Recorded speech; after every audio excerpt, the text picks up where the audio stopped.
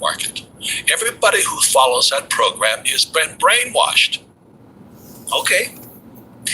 Tell that to the Romanians that come from a former communist country. We are 30 years into transition.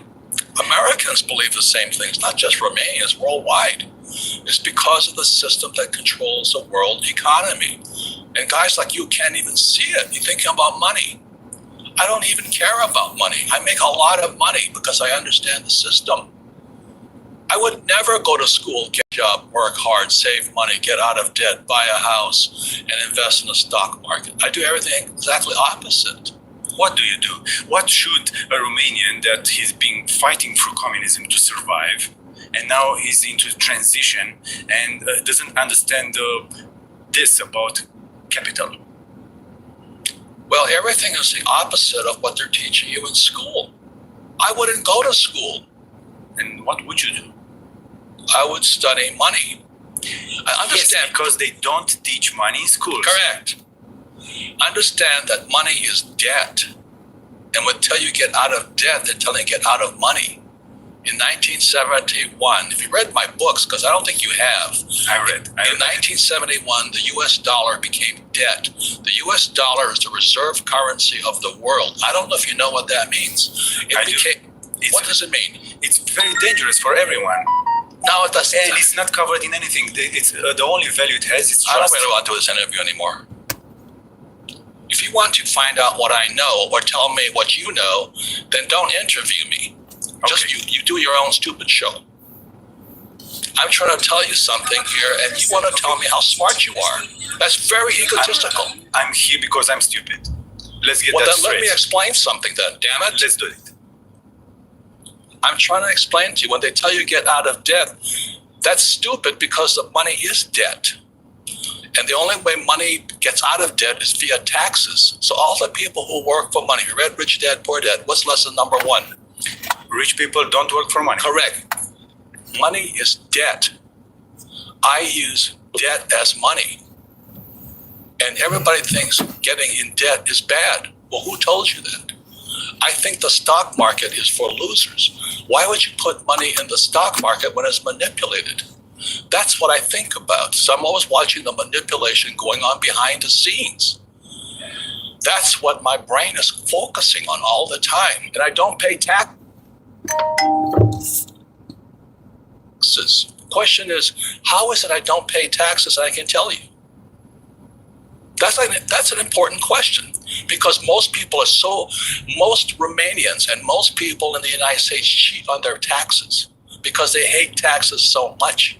But you don't have to cheat on taxes if you understood how money was working. You think Donald Trump pays taxes? No.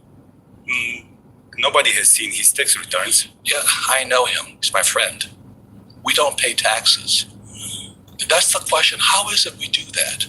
That's an intelligent question. The reason you can't ask me this question because you don't know how I do it. That's what I'm thinking about. I'm constantly thinking about how do I make money? How do I serve more people? How do I create new businesses, make more money, and pay less taxes and serve more people? Okay, so you said you're a friend of Donald Trump. And do you agree with his economical policies? Because now we've been... I don't want to talk about Donald Trump. You can go talk about whatever you want to talk about. I want to talk about what I know about. Well, it's supposed to be an interview. And I'm trying to give a little context to my viewers. I don't want to talk about Donald Trump. Okay. What would you like to talk about? I just told you, money and debt. Money and debt, Money, debt, and taxes, because that's what money is. Okay. And the person has been told to go to school, get a job, and work hard. You're going to pay taxes. Why? Because you work for money. So the question, well, how does a person not work for money and pay no taxes? So I was trying to give a little context to my viewers. Romanians don't understand so much about capitalism. And from what I'm reading and what most of Americans also shift from understanding capitalism as freedom to thinking of it as in a bad way. What should the people understand about this way of living? Because we cannot all be entrepreneurs. Some people need to get some jobs. Or should we all try and look at how we can change our lives in the way you show it in your books and your keynotes? It's up to the person. It's up to the person. It's free choice. You want to be an employee, you choose to be an employee. You want to be an entrepreneur, you choose to be an entrepreneur. But you've got to study. They're two different people. What you have to study is different. Mentally, emotionally, and spiritually, they're different people. An entrepreneur is extremely different than an employee. But it's a different study. The trouble is our school system trains us to be employees. Go to school, get a job, work hard, save money, pay your taxes, get out of debt, and invest in the stock market. That makes you poor. You've had the chance to be taught early. You've been challenged early. Most people don't get that chance. Where should people start? Question the saying I just gave you. Go to school. What do you learn about money? The fact that you just told me that you need to go to get a job to have money. I didn't say that. You said that. I said that. This is what we've been told. Yeah, so go to school, get a job. Question that. Okay. So if I'm starting to question that, if a young person is looking at us and they say, okay, I'm ready to challenge that, what do I tell to my father? Okay, I'm not going to school anymore. I didn't say that. You said that. I said that, of course. I just said question it. What's wrong with getting a job? I went through a job to understand how the system works, but I'm not sure if it works to anyone. What's your opinion on that? But you read Rich Dad Poor Dad. Of course, but not everyone has done so. So I was trying to... And what is lesson number one in Rich Dad Poor Dad? Rich people don't work for money. And so when your school system says you get a job, what are you doing? You become a slave. You work for money. Exactly. And what's wrong with working for money? That it makes you come back to work and you become a slave. You pay taxes. And you pay taxes, of course. And then they tell you to save money. Why would you save money when they're printing money? Everybody's printing money now. Why would you save money when they're printing money? I know you don't save money. You're building businesses. Why would you save money when they're printing money? Because you didn't, I don't know. Because that's what you've been told to do. Of course. So question that. You see, if you cannot think, I cannot help you. I question all that. Why would I save money when they print money? That's what happened in 1971 when President Nixon took the dollar off the gold standard. They can print as much as they like. Then they tell you, so you go to school, you get a job, you become an employee. You pay taxes because you're working for money. They tell you to save money. Do you know why they tell you to save money? I don't know. Because the system of banking, it has nothing to do with communism or capitalism. It's the banks run the world. The rich run the world. They don't care if you're communist or capitalist. So when you save, so let's say you save $1 US, €1, €1. The banking system can lend out 10. So the entire system is called the fractional reserve system. The fractional reserve system is also printing money. Then they tell you to save money. So they want you to save money so they can lend out your money 10 times. So your dollar became worthless 10 times over. And then they used to pay you 10% interest on your money. Now it's at best 1%. And they're still lending it out 10 times. So that's why you don't save money, is because your money is becoming worth less and less and less and less and less. The banks are getting richer and richer. Then they interest you. They pay you. That 1% interest, they pay you that much. Japan is 0. And the Japanese are so stupid, they still save money. We also have 0. Yeah, and they still save money. How stupid is that? So that's what I question. So how come that happens? Now, if I borrow money, guess what? Do I pay taxes on debt? I guess no. Why's that? I know This is what I'm saying, okay? Question everything. Okay. So when they lend out money, that's how money is created. Money is debt. How do you store value then? Because we all work and we have, let's say, a lifespan of when we are productive. And then comes retirement, and you retired early. Because I don't follow the go to school, get a job, work hard, save. So that's hypnosis. They hypnotize people into being employees who will work hard, pay taxes, save money, get out of debt, and invest in the stock market. Until you question those sayings, those words, you'll be a poor person. So when they lend out, why is debt tax-free? I don't know. Because that's how money is created. And so the banks love it. They love people borrow lots of money. So how do I get rich? I borrow money and I buy assets with it. The poor person borrows money and buys liabilities like purses, cars, houses, and they get poorer and poorer and poorer. But I use debt. I borrowed $300 million after the crash, dollars. In 2000, by 2010, I had borrowed $300 million to buy real estate. That made me rich. And the interest rates kept coming down, so that my cost of money kept coming down. And so everybody else is saying, oh, you should get out of debt. You know why? Because they don't question the hypnosis they're under. You've been hypnotized to work hard for money, to save it. The fractional reserve system prints it. And then they pay taxes after taxes. So I have all this debt and I get rich. So the question is, how do you learn to use debt to get rich? Because they tell you not to get out of debt.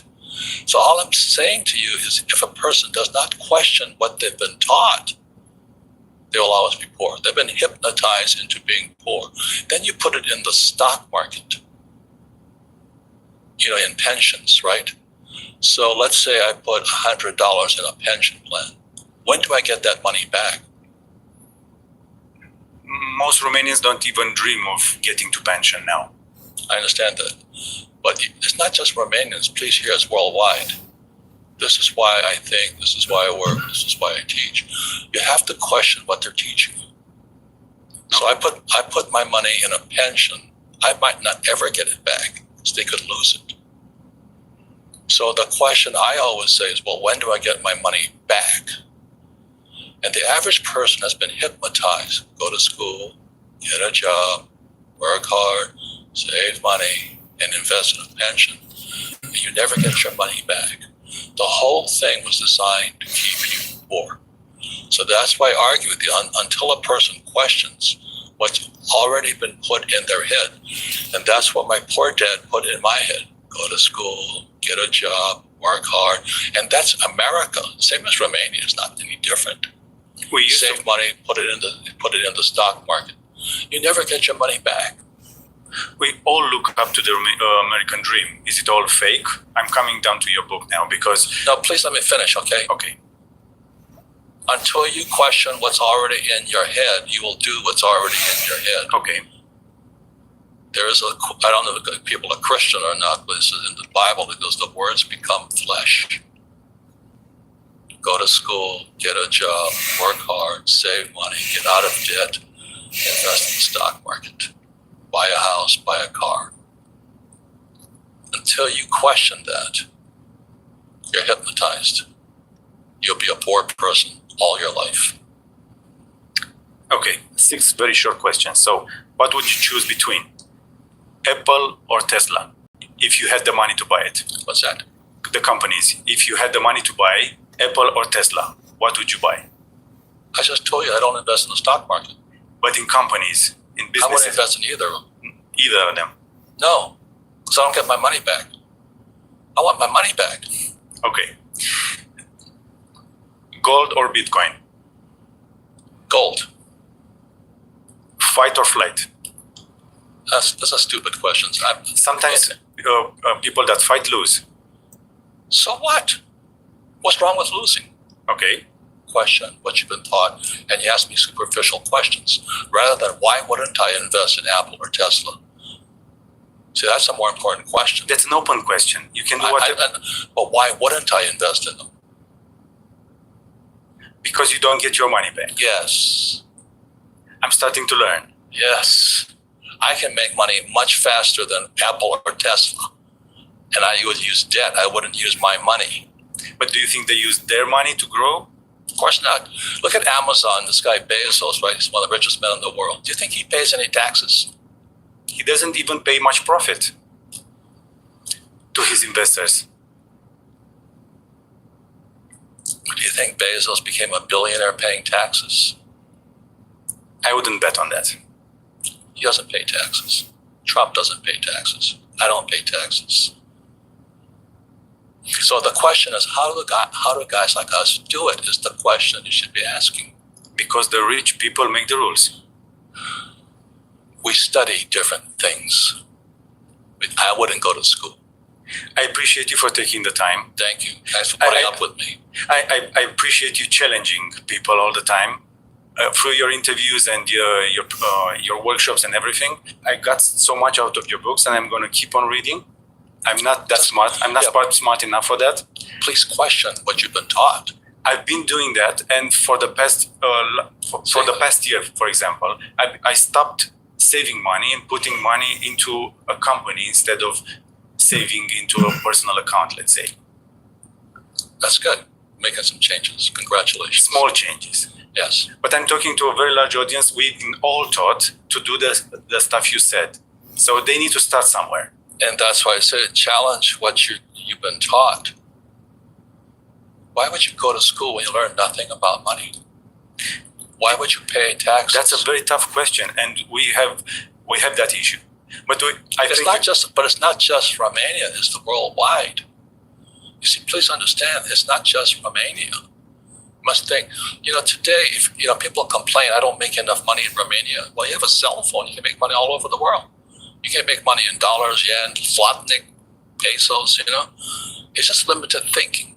If a person doesn't change what's inside their head, the actual thoughts running their brain, which are words, they'll never change. So the change begins when you question. Go to school, get a job, work hard, pay taxes, save money, get out of debt, and invest in the stock market. Until you question that one, nothing changes. Thank you so much. Thank you. Thank you. Do you want to say anything about the new book? Well, my new book, Fake, is just that. It's how I don't use any money and how I don't pay any taxes. Because it's fake money, fake teachers, fake assets, stocks, bonds, mutual funds, ETFs. I don't touch any of that garbage. And you're an honest but you've been taught to do that. That's the question. Until that is challenged, you're going to think fake is fake. Thank you. Thank you, Mr. Kiyosaki. Thank you very much. Thank you. V-am spus că va fi o călătorie destul de zbuciumată. Sper că v-a fost de folos ce ați auzit. Sper că rămâneți măcar cu această idee importantă în minte și încercați să o aplicați în viața de zi cu zi. Nu vă încurajez să renunțați la școală sau să vă dați demisia astăzi. Îi încurajez pe toți cei pe care îi cunosc să se gândească foarte serios de ce fac lucrurile pe care le fac. Și alege întotdeauna să faci în primul rând lucrurile care îți plac ție. Dacă reușești să le transformi și într-un business, cu atât mai bine. Ia totuși cum strop de sare, ce spune Robert Kiyosaki, este la București pentru o conferință unde este plătit regește să învețe pe alții cum să facă bani. Într-o perioadă în care businessurile lui ar avea nevoie de puțin mai mult ajutor. Cu toate acestea, Robert Kiyosaki este celebru pe internet, clipurile lui au milioane, zeci de milioane de vizionări și cu toți avem ceva de învățat. Dar așa cum am învățat noi în țara asta, mai de la periferie așa, când vin oamenii aceștia foarte deștepți care să ne învețe pe noi, unii dintre ei sunt bine intenționați, dar alții au și un interes. De aceea, gândește-te tu în primul rând ce poți folosi în viața ta de zi cu zi, cu multă înțelepciune. Nu uita să îmi dai un like, un share și un subscribe dacă ți-a fost de folos și acest podcast, iar până data viitoare să-ți fie numai bine! Today, I have a very well-known author and respected businessman. We're going to be talking everything from money, debt, and taxes to the corruption in the financial and the education system. Joining me on the show today, we have the author of Rich Dad, Poor Dad. It is Robert Kiyosaki. Robert, welcome to the show. How are you? Welcome. I'm honored to be on your program. No, I'm honored to have you. Thank you so much. Now, this show is all about freedom and entrepreneurship, and I want to explore all of these themes. So let's get straight into this. Rich Dad, Poor Dad is the most iconic book when it comes to, understanding the system, money, debt, and taxes. And I think the reason is because people can't get that information anywhere else. We're not taught it in school. So I want to kick this off by asking you, why is financial literacy just not taught in schools? That's a very good question. I always ask people, what does school teach you about money? And for most people, it was not important. I was 9 years old in the fourth grade. And I asked my elementary school teacher when we would learn about money. And then she looked like this. She had chopsticks in her hair, and she looked like a little witch. And she says to me, she says, "The love of money is the root of all evil." I said, "Who told you that?" "You should learn that in Sunday school." So I said, the corruption goes deep into religion and everything. So that's why they don't teach money. They think it's some kind of religious problem or something. They really don't understand it. But that's interesting that you asked that at such a young age. How did you know to question things at such a young age? Well, because I went to a rich kid's school. And by accident, this was in Hilo, Hawaii, the farthest city south. Farthest south than Miami. I love Miami. But across the street was Hilo Union School. And directly, like football, a little baseball at this other school was Hilo Riverside School. And Riverside School was for rich kids, public school. But they owned the plantations. My classmates owned the plantations. Across the street were the first generation immigrants to the plantations. And so I realized I was poor.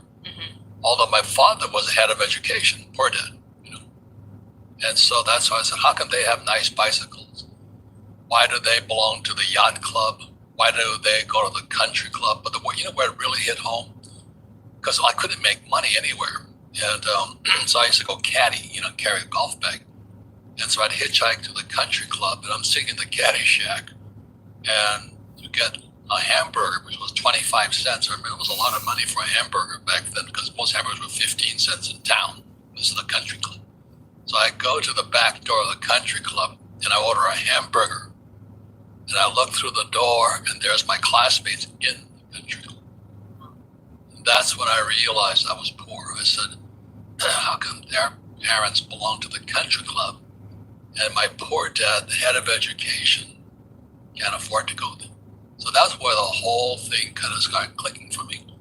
And that's why I got back to Riverside School. I asked that teacher about the chopsticks in her hair, head pulled back, when we learned about money. She says, the love of money is the root of all evil. I heard the same thing in Sunday school. Wow. So the whole education system is geared to be anti-money. That is so fascinating. Religions, too. Yeah, absolutely. But what would financial education in school look like for you? What would you like to have learned? Robert's often talked about how important it is to diversify your investments in order to build long-lasting wealth. That's why he and nearly 90% of financial advisors are investing into alternative assets. In fact, Morgan Stanley says that for the last 30 years, including alternative assets in your portfolio could have lowered your volatility and increased your returns. That's why Bank of America has recently recommended one specific high-performing alternative asset class: fine art. Last year, art prices rose an average of 29%, and Masterworks returned over $25 million to their investors. In fact, a recent Masterworks sale in late March returned investors more than 15% realized profit after just 36 days. Masterworks offers art from legends like Picasso, which is then securitized with the SEC and broken into shares. You can find Masterworks' filings at sec.gov. The links are in the description. Each of Masterworks' 12 sales to date has returned a net profit in excess of 9%, all the way up to 39% for a George Condo piece. As a result, paintings can sell out in hours, and due to the high demand, Masterworks have made a waitlist. So you can get special access by clicking my link in the description to invest and learn more about Masterworks' impressive performance. Well, it was really simple because my poor dad, I finally bugged him enough, I said, well, what am I going to learn about money? He said, why don't you ask your best friends, my classmate. That was Mike in the book, to change his name because the family doesn't want to be known. And I said, why does Mike's father know about money? My poor dad said, because he's an entrepreneur. I went, what's that? And what are you? He says, I'm an employee. I'm only 9 years old. I'm learning 2 new words, employee and entrepreneur.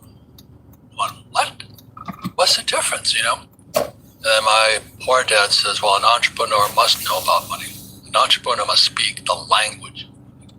I went, what? And then my poor dad says, I said, what are you? He says, I'm a school teacher. I'm an employee. And what about you? Why don't you have to learn to speak about money? He says, because all I want is a paycheck and a pension. Paychecks and pensions. So that's kind of I'm 9 years old. I am totally confused now. So I go across town, it's a little dinky little sugar plantation town. Like I said, my classmates owned the plantations, and the kids across the street at Union School, all union members, they worked for the plantations. So I'm going, I'm poor. I sit down with my rich dad, who never went to school, ironically, and wouldn't teach me about money either. And he kept rejecting me. I didn't realize it was part of the process.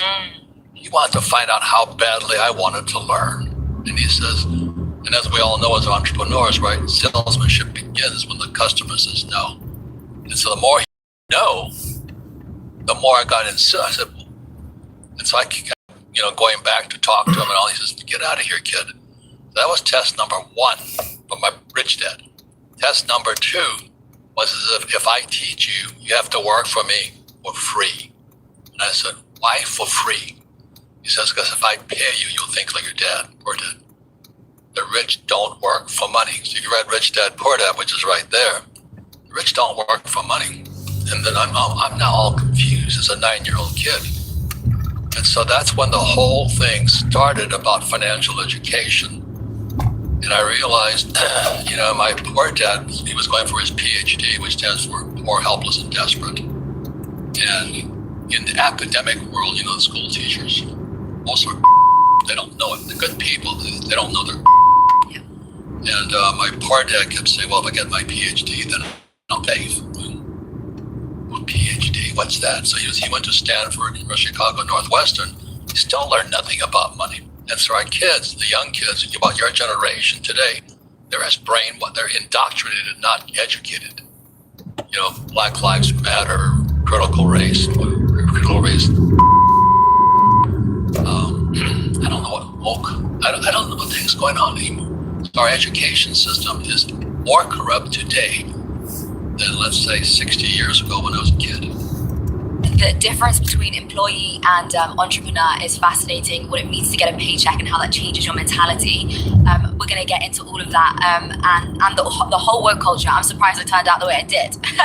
But in terms of Rich Dad, Poor Dad, you talk a lot about assets versus liabilities. And many people were shocked when you said that a house is actually a liability. So why is it a liability? And can you explain the asset and liability? There's a bigger question here is, you see, the language of money is very good. The definition of the word. So, and the good thing about it is, you want to be rich, just speak the language of money. Like if I wanted to go to, let's say, Spain, I would learn Spanish. I'm 4th generation Japanese. I want to go to Japan, I learn Japanese. But when you go to a school system, you learn the language of a school teacher. Go to school, get a job, work hard, save money, pay taxes, get out of debt, and buy a house because it's an asset. But all you have to do is learn the words. So my poor dad called his house an asset. And my rich dad said, your house is a liability. Again, it's just the power of words and language. The difference between rich people and poor people are words. And words are free. And when I say that, and naturally it upsets the school teachers who are mostly, they're not bad people. When I was in 1965, I read the Communist Manifesto by Marx. And as I read, I went to military school in New York. And reading the book, I realized, my God, family is communist. Wow. So they believed in taxes. They believed in, they abolish real estate. Today Klaus Schwab says, you will have nothing and you'll be happy. That's all Communist Manifesto stuff. But why don't people realize that? Because that statement, you'll have nothing and be happy by 2030, is just so, it's so evil. Like, I feel it in my soul. So why can you and I feel how evil that is? But a lot of people aren't aware of how that's so communist and so toxic. Well, because, in education, they use postmodernist education. They don't speak in specifics. They speak in generalities. Like, what did you say? We should all be equal. You wouldn't disagree with me. I do. Yes, I agree. We should all be equal. We should, but it's not reality. Exactly. So the postmodernist communists, the Marxists in our academic system, they speak in these platitudes like equality, this, that, and it's as non-specific as possible. But as a capitalist, I must speak in facts, figures, and history. But they want to change history, the 1619 project, whatever that is. And the real fact is, America, you got to pay taxes. Well, Marx said graduate income tax is essential for the spread of communism. And so my father, poor dad, he believed in paying taxes. My rich dad didn't.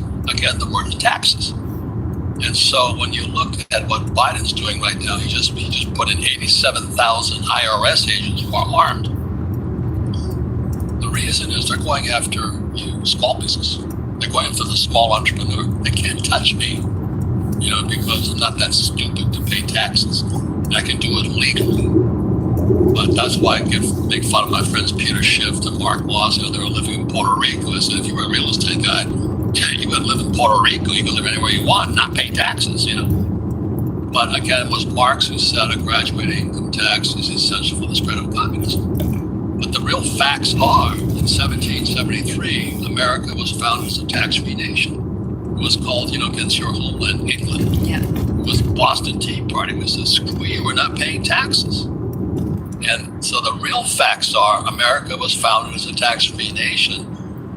Then came 1776, was the Battle of Lexington and Concord and the Civil Revolutionary War. Just look at the facts, look at history. But no, these academic types, they want to blur history. They want to use these platitudes like we're all equal. I don't know what else they use. I can't. Love is love. Have you had that one? Love is love. I don't know.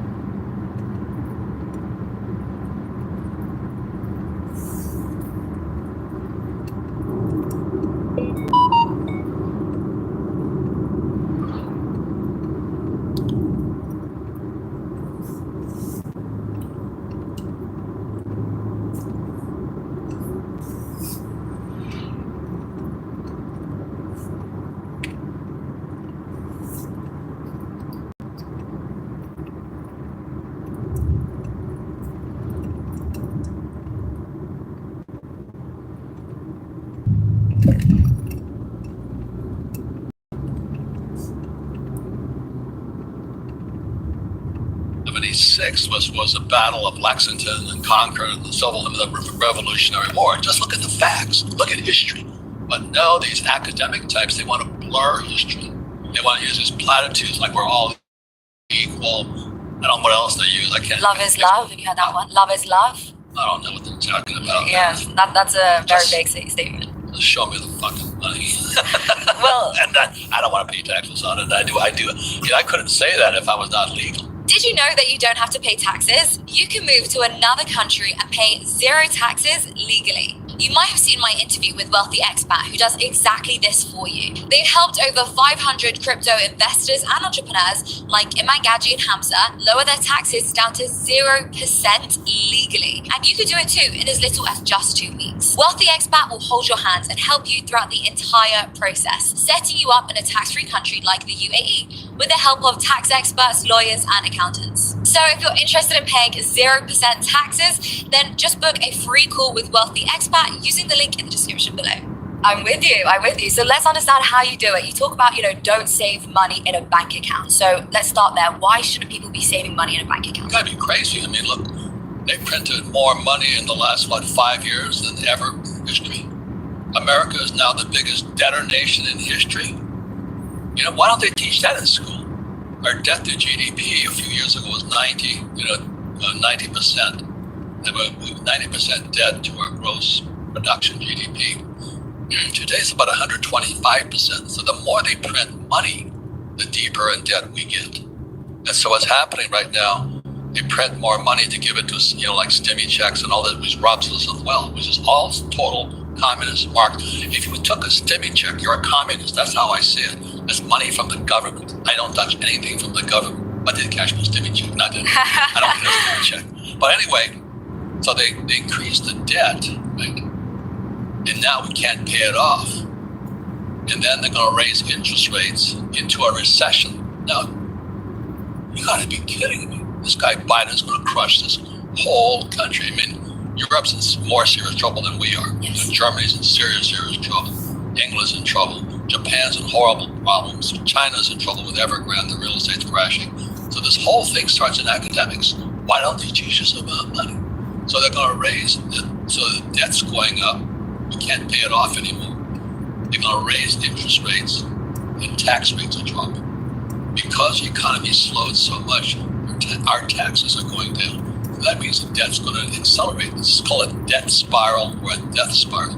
I think we're maybe 2 weeks to 2 years out from a crash, biggest crash in history. And I want to know what I'm talking about is this book here, Rich Dad's Prophecy. Because a lot of people make predictions, But I can prove I made it. This book was written in 2013. It followed the 2008 crash. And it says here why the biggest stock market crash in history is still coming and how you can prepare yourself and profit from it. But I'm going to change the title from why the biggest stock market crash in history is here. And I think it's too late for most people. They're going to get hammered. I know it's in the book, but what can people do to prepare for it? Just an overview. Well, you have to understand that when markets crash, that's like Neiman Marcus having a sale. Yeah. If Neiman was having a sale, would you be crying? I guess not. No. You'd be shopping, Yeah. So I guess actually generally think about this crash coming up. Because in 2008 when it crashed, holy heck.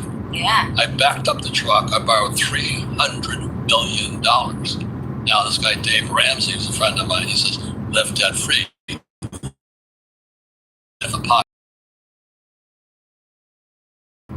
But if you have a financial education, my rich dad taught me, which is rich dad, poor dad, debt is money. So I use debt to buy real estate at great prices. So today, if I want to, I drive a Ferrari. I always drive nice cars, Rolls, and all this stuff. But a Ferrari is a liability. But a poor person would call it an asset. But to me, it's a liability because I got insurance, gas, taxes, all that stuff. So before I buy my Ferrari, I might buy, let's say, a mini storage. And the mini storage I buy with debt, and the cash flow from the mini storage pays for my Ferrari. So I get richer getting nice cars. But of course, Dave Ramsey would say, live below your means. Well, that's good for most losers. But you want to win, use debt. Drive the nice cars. Go to Neiman and on sale. I think that's a wonderful idea. I'd rather be rich than some scum-sucking poor person. I don't mean they're scum-sucking, but why would you want to live poor? It doesn't make sense to me. This is the land of America, the free. I'm in Miami. This place is spectacular. I'm going, whoa, I should move here. I had to leave Hawaii because Hawaii is a communist republic. Forbes called it the Communist Republic of Hawaii. And I own a beautiful home right on Diamond Head and all that. I just can't stand the energy there. Everybody's a communist. They're all labor union people, all this. And that's their freedom. I support their freedom to be that. But Hawaii is also one of the most racist states I've ever been there because, as you know, that's where Obama is from. He's one of the biggest racists I ever met. And, he wasn't a poor kid. He was a rich kid. Went to Punahou School. I couldn't get into Punahou, I couldn't afford it, but I was not smart enough either. So, but he is racist. I think, I'm going. So in Hawaii, I hate to say this, but they're racist against white people. So I have friends who are leaving Hawaii in droves right now, who are white people, howlies in Hawaii. Because the locals, the natives, and especially the Asians don't like white people. So it's all this aloha bullshit. You're as racist as they come, and you don't like white people. And I see it on, the banks and all this stuff. I just watch what people are doing, not what they're saying. You know, octa non-verbal, deeds, not words. I don't listen to what a person says. That is all so fascinating. Number one, I didn't know Hawaii was racist. Everybody's racist. Everybody's racist. Everybody's racist. I Okay. what your race was, and you're hot. Who cares? But anyway. I get it.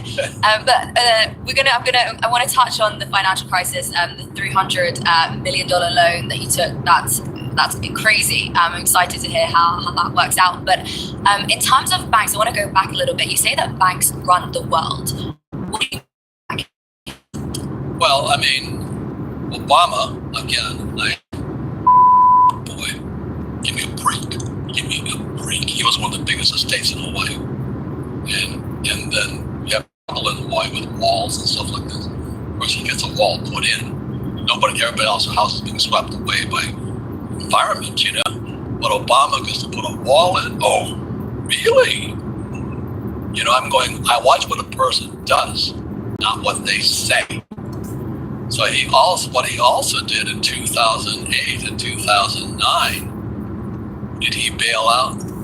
He bailed out first General Motors, then the banks. Did he ever help the middle class who are losing their houses? No. Always watch what a person does, not what they say. Why did that happen, though? Why are the banks getting bailed out? Why is it so important to protect the banks? Well, wouldn't you? I mean, it's I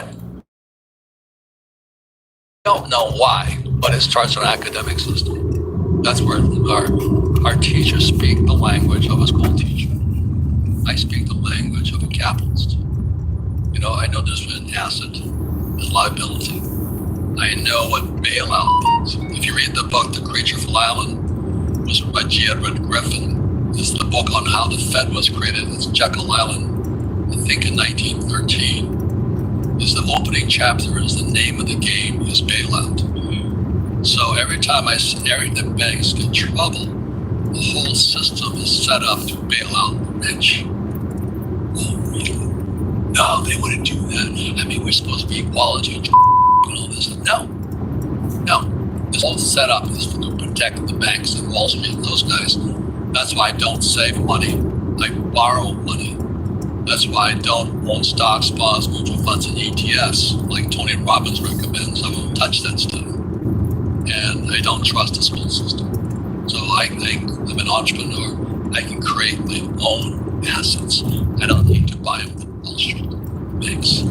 So let's define then the difference between good debt versus bad debt, because you said, most people shouldn't get into debt because that would just wipe them out. So what's the difference? Well, good debt makes you rich. That's real simple. So I buy, I bought this property in San Antonio with my friend Ken McElroy. He's the genius. He wrote the book ABCs of Real Estate for me, for us. But the San Antonio property had crashed and was mismanaged by the owners. They stripped all the copper wire out of the place. They took all the fixtures out. And then suddenly it was in foreclosure. So that's what a lot of entrepreneurs do. They take the asset and strip it. So I walk into this place, and in San Antonio, I think it was 18 to 20 million bucks. It's a toilet sitting in front of the fireplace. There's no copper wire in the walls. Carpet's all taken out. And I look at his builder, his builder goes, "Oh, this is a good deal." It's the biggest wreck I ever saw. So I think we picked up, let's keep it simple. We bought for $20 million with debt because the bank wanted to get rid of it. Because it's a liability to the bank because nobody's paying them. And the taxes are not being paid. So we pick it up for like 20, we fix it, and this, again, the language of money, we increase NOI, net operating income. So the moment we rehab it, it's all borrowed money. We got the rent up, the net operating income increased, and then, so now let's say from 20 million to 40 million. And most people flip it, right? Oh, I'll get 40 million bucks. Don't flip, because the moment you flip it, you have capital gains tax. So what we do is we borrow out the equity, we bought more property. Oh, wow. So debt is tax-free, if you can understand that one. So that's how powerful the banking system is. I'm not against the banks. I like